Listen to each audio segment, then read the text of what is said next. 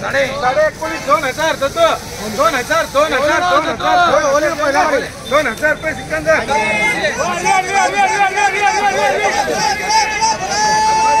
सोलापूरच्या कृषी उत्पन्न बाजार समितीमध्ये शुक्रवारी कांद्याची मोठ्या प्रमाणात आवक झाली होती, त्यामुळे बाजार समितीच्या नियोजनामध्ये मोठा गोंधळ झाल्याचं चित्र देखील पाहायला मिळालं। त्या संदर्भात बोलण्यासाठी बाजार समितीचे संचालक केदार उंबरजी आपल्यासोबत आहेत। शुक्रवार जे गोंधळ झाला त्यानंतर तुम्ही वेगवेगळे नियम केलेत आणि आज बाजार सुरळीत दिसतंय, काय नेमके नियम आहेत आणि कशा पद्धतीने बाजार सुरू आहे? परवा दिवशी शनिवारी कृषी उत्पन्न बाजार समितीचे सभापती आदरणीय विजयकुमारजी देशमुख मालक, त्याचप्रमाणे माजी आमदार दिलीपराव माने, उपसभापती श्रीशैल नरळेवर संचालक मंडळ यांच्या उपस्थितीत महत्त्वाची बैठक त्या ठिकाणी आयोजित केली होती। त्यामध्ये आडत्यांचा प्रश्न काय आहे ते विचारविनिमय झाला। त्याचप्रमाणे भुसार बाजारपेठेमधल्या व्यापाऱ्यांचे काय प्रश्न आहेत ते विचार झाला। त्यानंतर श्रमजीवी कामगार जे संघटना आहेत त्यांच्या जे काय अडचणी आहेत त्याच्यावर संदर्भात विचारविनिमय झाला। आणि काल रविवार सुट्टी असताना देखील आम्ही प्रशासनाच्या माध्यमातून सर्व जे काही शेतकरी काल सकाळी 10 वाजल्यापासून 4 वाजेपर्यंत कांद्याचे गाड्या आणलेले होते त्यांना जनावर बाजारामध्ये आणि ऑइल मिलमध्ये त्या ठिकाणी टोकन देऊन त्यांना त्या ठिकाणी उभा करण्यात आला।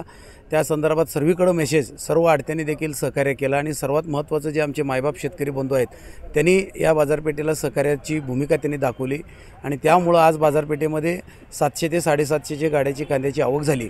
त्यामुळे ट्रायल बेसिसच्या माध्यमातून आम्ही या ठिकाणी बाजारपेठ सुरळीत चालू ठेवलेला आहे आणि सर्वांना आज देखील आम्ही मीटिंग सकाळी घेऊन त्यांना जाहीर आवाहन केलं की आपण संध्याकाळी 10-11ला गावातून जर निघालात इथं 12-12:30पर्यंत हे जे काही 700-750 गाड्या आवक आहे हे सर्व श्रमजीवी कामगारांनी हे संध्याकाळी 12-1 वाजेपर्यंत माल पूर्ण उचलला गेला तर ताबडतोब 1च्या नंतर बाजारपेठेत माल आला 600 गाडी। तर नियम स्पेसिफिक सांगता येईल, गाड्या किती सोडल्या जातील, किती वाजता सोडल्या जातील, काय पद्धत असणार आहे टोकनची? आता विशेष म्हणजे आपण काय केलं, कृषी उत्पन्न बाजार समितीच्या माध्यमातून सर्व टेम्पोवाल्यांना टोकन देण्याचं सिस्टीम चालू झालेली आहे। सर्व लाईनशीर गाड्या उभा करून त्यांना त्या ठिकाणी एकेकांचं टोकन घेऊन आणि किती पिशव्या आहेत, गाडी नंबर आणि किती पिशव्या, टोटल माझ्यामध्ये 1,20,000 पर्यंत पिशव्या सोडण्याचा आम्ही त्या ठिकाणी प्रयत्न करणार आहोत। ठीक आहे, त्याच्यानंतर जे एक्सेस गाड्या असतील किंवा एक्सेस पिशव्या तर त्यांना काय करणार? त्यांच्यासाठी देखील जागा आपल्याकडं ऑइल मिलमध्ये जागा उपलब्ध आहे, त्यांना देखील दुसऱ्या दिवशीसाठी टोकन त्या ठिकाणी देणार आहोत।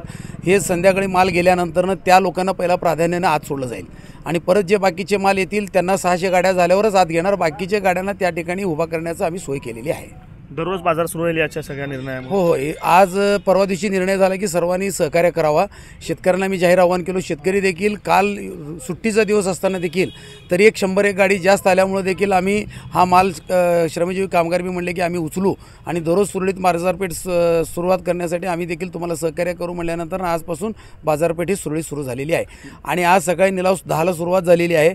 चांगलं जे क्वालिटीचं माल आहे तो 15 रुपयेपासून ते 28 रुपयेपर्यंत चांगले कांदे विकले आणि जवारी कांदा 3200 रुपयेपर्यंत विकलेला आहे आणि जे काही चिंगळी गोलटी फकडी माल आहे जो खराब माल आहे तो 500 रुपयापासून ते 1000, 1200 आणि 1800 रुपयेपर्यंत या ठिकाणी कांद्याचे भाव आज निघालेले आहेत।